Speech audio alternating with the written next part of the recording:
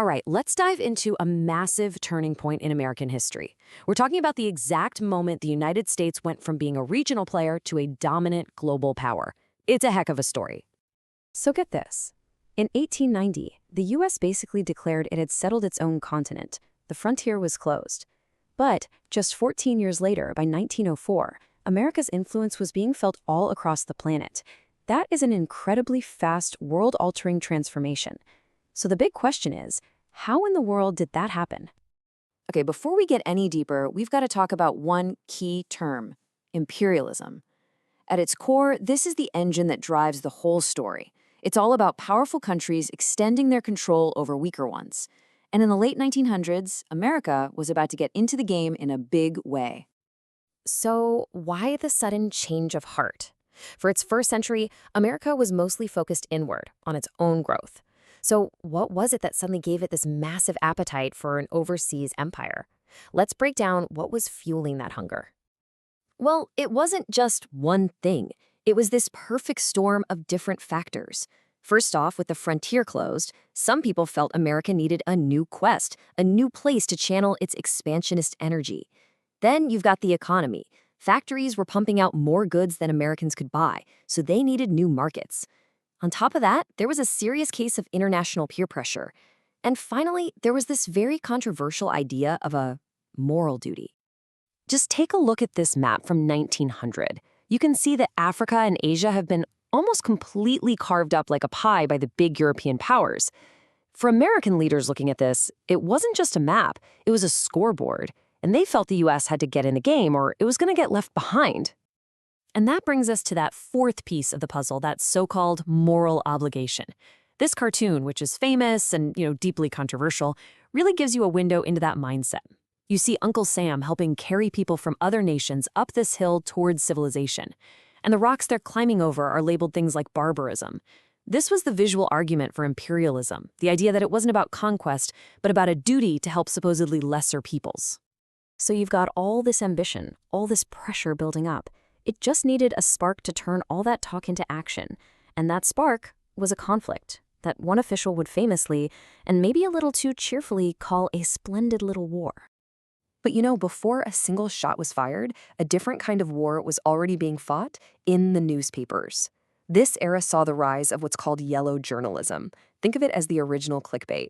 Rival newspaper moguls were using screaming headlines and wild stories about Spanish cruelty in Cuba to stir up public anger and, of course, sell more papers. And this right here, this is the moment that shows you the raw power of that new media. In February 1898, the U.S. battleship Maine mysteriously exploded in Havana's harbor. To this day, we don't know for sure what happened. It could have easily been an accident. But that didn't matter one bit. The press immediately blamed Spain, and the public outcry for war became absolutely unstoppable. The war itself created a new kind of American hero. Enter Theodore Roosevelt. He was the Assistant Secretary of the Navy, but he quit his desk job to go form his own volunteer cavalry unit, the famous Rough Riders.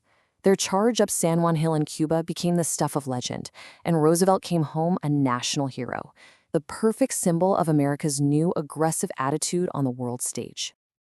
And the war, it was over in a flash, just 10 weeks. The Treaty of Paris that ended it was a massive win for the U.S.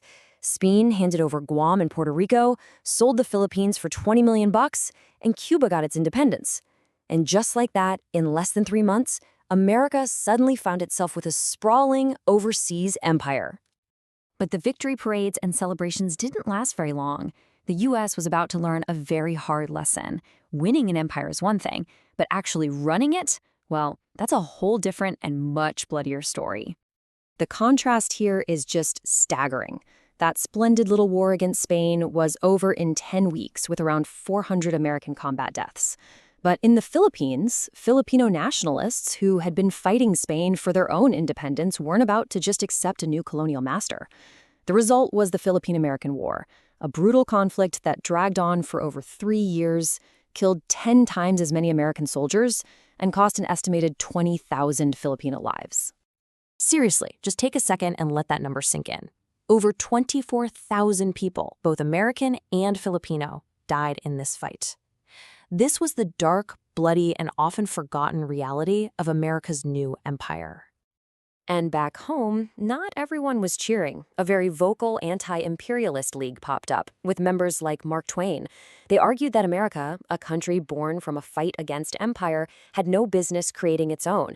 This cartoon just nails their argument, sarcastically showing President McKinley trying to forcibly civilize a resistant Filipino figure. Their point was simple. This wasn't what America was supposed to be about. So when the hero of San Juan Hill, Theodore Roosevelt himself, ends up in the White House, he basically decides it's time to lock in this new world power status, especially in America's own backyard, Latin America. You've probably heard his famous saying, "Speak softly and carry a big stick." It perfectly sums up his entire foreign policy. The big stick was America's powerful new Navy.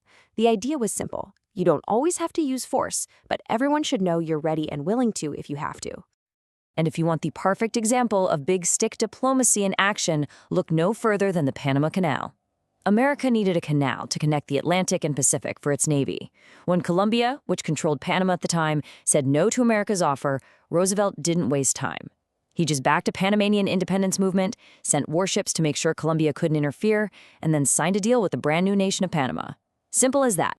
Roosevelt then made this aggressive approach official U.S. policy. In 1904, he announced the Roosevelt Corollary. Now, the original Monroe Doctrine from way back had basically told Europe, hey, stay out of the Americas. This new corollary was a huge update. It basically said not only should Europe stay out, but the United States now has the right to step in to any Latin American country that it thinks is unstable. What this meant in the real world was that the U.S. became the policeman of the Western Hemisphere. This policy was the justification for sending U.S. Marines into places like Cuba, Nicaragua, and Haiti over and over again. And let's be honest, a lot of the time, this was less about preventing chaos and more about protecting American corporate investments. So let's step back and just look at the scoreboard. By 1904, the transformation is complete, and it's breathtaking. In just a few years, the U.S. had built the world's third largest navy. It had territories stretching from the Caribbean all the way to the Pacific. It had declared itself the undisputed power in Latin America and was even forcing itself into Asian markets. So in a little over a decade, America completely remade itself on the world stage. This decision to become an empire would shape the next 100 years of American foreign policy. And it leaves us with a huge question that we're still grappling with today. What are the consequences, both good and bad, of wielding that much power?